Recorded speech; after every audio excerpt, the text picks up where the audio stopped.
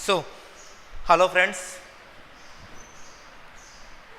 we had taken a lecture on CHI 333, that is instrumentation techniques related with the inorganic chemistry. We had started the section 2nd of that course. In this previous lecture regarding this course, we had discussed regarding the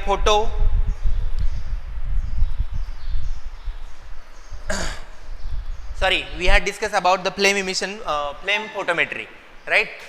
Now, from this lecture, we would like to start the topic related with the magnetic susceptibility, right? This topic is new for you because in BSc or in semester 1st or in semester 2nd of MSc, you had not studied about the magnetic susceptibility, right? From today's lecture, we want to discuss in detail magnetic susceptibility regarding the principle, regarding the instrumentation, regarding the applications of magnetic susceptibility in inorganic chemistry, right?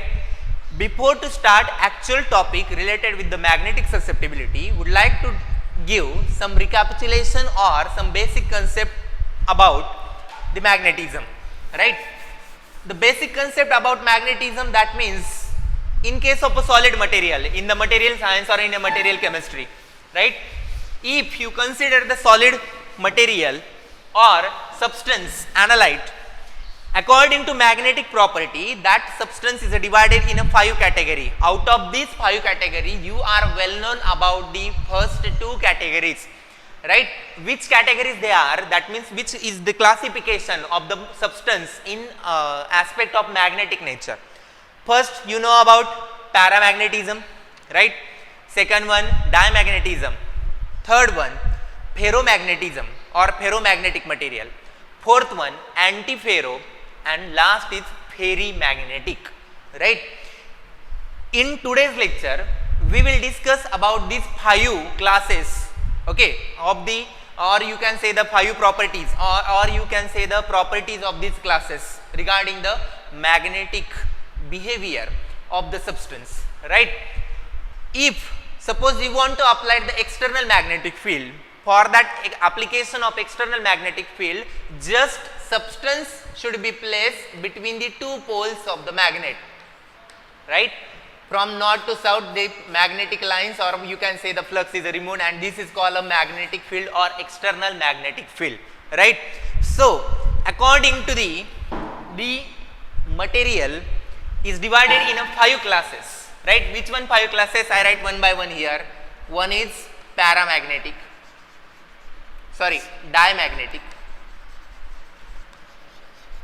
Second one is paramagnetic, right? Third is ferromagnetic. Fourth is anti-ferromagnetic, and the last 5th category is ferrimagnetic. This is the only introduction, or you can say that the basic concepts of the magnetic properties, right? So, first would like to start about diamagnetic. What is the diamagnetic substance? Diamagnetic substance, that means suppose in that compound or in that particular substance there is no any unpaired electron. I write here features, right? No unpaired electrons are present, right? No unpaired electrons are present means all electrons in pair. All electrons are pair, right? That means all electrons are pair like this. No any unpaired electron is present. Okay. Because of pairing of electron, this repels, okay, or show repulsion in magnetic field. When the substance is put in external magnetic field, that substance show repulsion with the magnetic field, right? This show the repulsion because there is no any unpaired electron is present, or you can say that all electrons are pair. That means net magnetic moment net magnetic moment is equal to mu is equal to 0, right? No any magnetic moment is present, therefore it shows the repulsion in when the substance is placed in external magnetic field. This is sufficient about the diamagnetic nature. If you see the examples of this diamagnetic material, for example NaCl, TiO2, etc. You can search many examples, no any problem regarding that. Okay, this is sufficient about diamagnetic nature. What is paramagnetic nature now? Right? The second category is paramagnetic nature.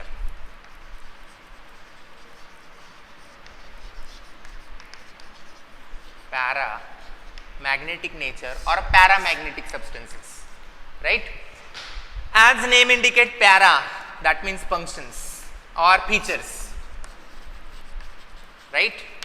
If you see the features of this material or these substances, paramagnetic, that means unpaired electrons are present. Unpaired electrons are present. At least, what is the condition? At least one unpaired electron should be present. One unpaired electron should present. Right? This is the most important point. If substance should behave as a paramagnetic in nature, it should possess at least one unpaired electron in it. Right? This is the most important condition. When such kind of substances are placed in a magnetic field or external magnetic field, they show attraction. Right? Attraction in magnetic field. Why the attraction in magnetic field? Because unpaired electron is present in it, right? That means net magnetic moment. Okay, net magnetic moment is not equal to 0 like a diamagnetic substances, right? If you question in your mind how to calculate the magnetic moment or mu, mu is equal to under root of n into n plus 1. What is n? N is equal to number of unpaired electrons. Okay. How to calculate the number of unpaired electron? Simply by electronic configuration, right? By knowing the electronic configuration. When the paramagnetic substance is present, that paramagnetic substance show these characteristics when it placed in a external magnetic field. If you see the example of paramagnetic substances, then Fe2+. Okay, you can search a lot of examples of the paramagnetic substances, right? Now, these two categories are studied by ourselves.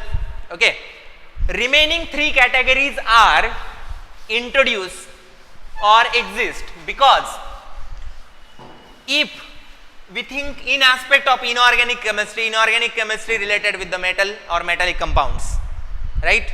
Okay, when metal or metallic compounds are crystalline in nature, right? During the arrangement of a crystal, okay, there is some magnetic dipole or dipoles are generated. Sorry, no magnetic dipole, dipoles are generated. Why these dipoles are generated? Because we know the tendency of a metal, the metal having tendency to lose the electron. When the metal loses the electron, it is converted into its ionic form with the electron, right? During the formation of a crystal, because of this behavior of this metal to lose the electron, there are some grains or kernels are exist inside the crystal, such like this. In absence of magnetic field, these kernels randomly arranged or grains are randomly arranged. Okay, how the randomly arranged? We know that because of this charge separation, there is one plus and one minus sign is there. That means poles are separated, dipole moment is created, right one. Suppose see, charge is separated in the crystal, okay, grains are developed. In absence of magnetic field, external magnetic field, these grains are randomly distributed inside the crystal, like suppose this plus minus, this is second grain minus plus, this is also minus plus, this is also plus minus, right? no any problem. This distribution is randomly. Okay. Now we would like to start the ferromagnetism, right? Here I write the ferromagnetism.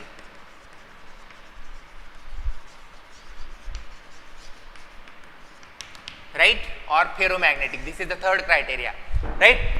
When this grain arrangement, this is before application of external magnetic field, right? When external magnetic field is applied, here I write external magnetic field, right? Because of external magnetic field is applied, these grains are arranged themselves, okay, in a regular manner. Say, suppose these grains are arranged in the magnetic field like this, plus minus, plus minus, plus minus, plus minus, right? This arrangement is in presence of magnetic field, in presence of magnetic field, right? This arrangement is in presence of a magnetic field. Now, why it is called as a ferromagnetic? Though the external magnetic field is removed, right? Though the external magnetic field is removed, for few time this arrangement remain as it is, and this substance behave itself like as a magnet. Therefore, it is called as ferromagnetic substance, right? That means though the external magnetic field is removed, okay, for the few time it behave like as a magnet. That means this arrangement remain as it is, okay, and this itself act as a magnet for the few time. This is called as a ferromagnetic substance, okay.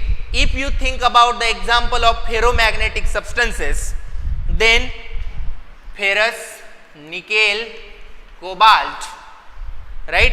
These are the examples of ferromagnetic substances, or chromium oxide, okay, sorry, this is the chromium oxide, etc. Okay.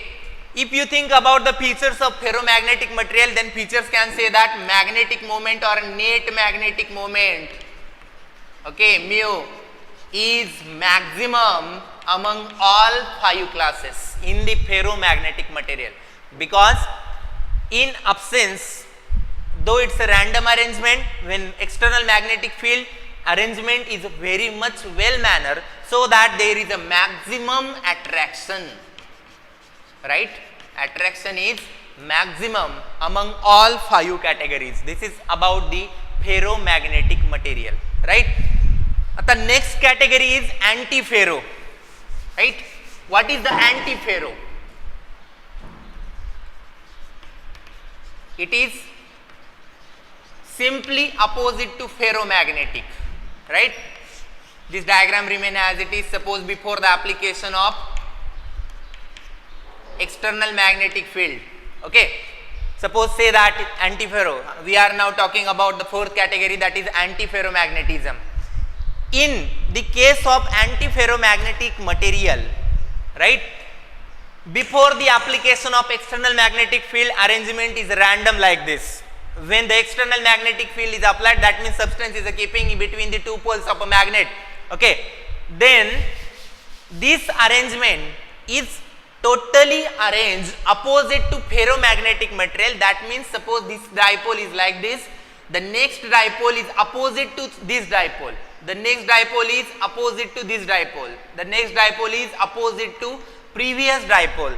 That means the net effect of dipole of this material totally cancel by each other, right? This arrangement is in presence of magnetic field, right? So, in case of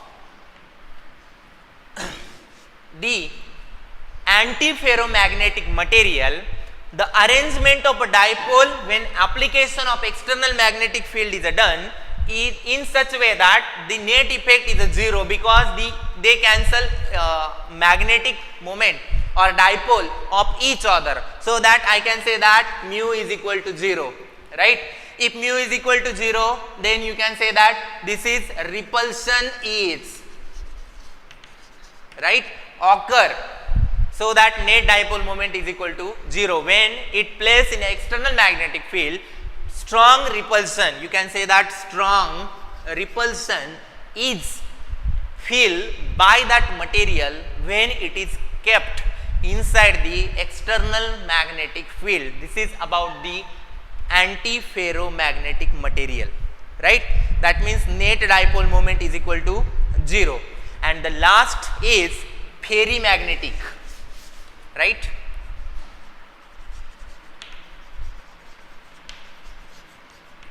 Ferrimagnetic. Ata, what is the difference between ferromagnetic, ferrimagnetic and antiferromagnetic, right? Ferromagnetic, strong attraction. Antiferromagnetic, strong repulsion, right? Just like आपल्यासारखं सगळे माणसं सारखे नसतात किंवा हाताची पाचही बोटं सारखे नसतात, काही मोठे असतात काही छोटे असतात, राईट? तसंच इथं काहीतरी ferromagnetic strong attraction, anti ferromagnetic strong repulsion. त्या दोघांमध्ये काय फेरीमॅग्नेटिक स्ट्रॉंग अट्रॅक्शन पण नाही आणि स्ट्रॉंग रिपल्शन नाही. हाऊ?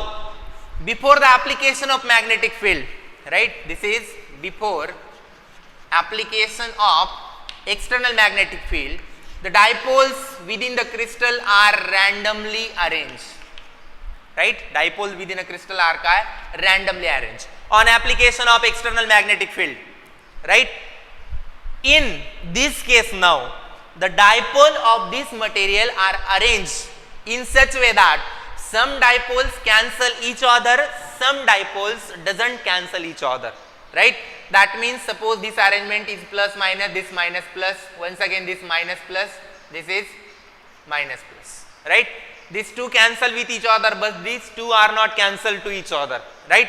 That means net magnetic field is not is equal to 0. Sorry, net magnetic moment is not equal to 0. That means mu net is not equal to 0 in case of ferrimagnetic material. If you compare the magnetic moment of ferro and ferrimagnetic material, then you can say that the net magnetic moment for ferrimagnetic material is less than net magnetic moment of ferromagnetic material, always, right? Because this is the strong attraction. This is neither strong attraction, neither strong repulsion, right? These are the 5 categories or 5 classes of this material, and if you see the example of this is Fe3O4 and ferrite, right? Now I hope you can understand this. Okay, if you like the video, definitely share, definitely subscribe. Okay, and if suppose you want to give some suggestion regarding the audio or video quality, definitely text me or tell me. Okay, you can give comment too. Comments are open always, okay, because they are for the improvement. Okay, this is the 5 classes. From the next lecture we would like to start about the actual property of magnetic susceptibility. Before in the next lecture we will start the magnetic susceptibility introduction. What is a magnetic susceptibility? What are the formulas? Again in next lecture we will start what is the actual instrumentation of magnetic susceptibility, right? Okay, make your own notes. I always say in every lecture, make your own notes, right? Okay, I hope you can able to understand these 5 classes. This is only the basic or introductory part of magnetism. Okay, thank you all of you.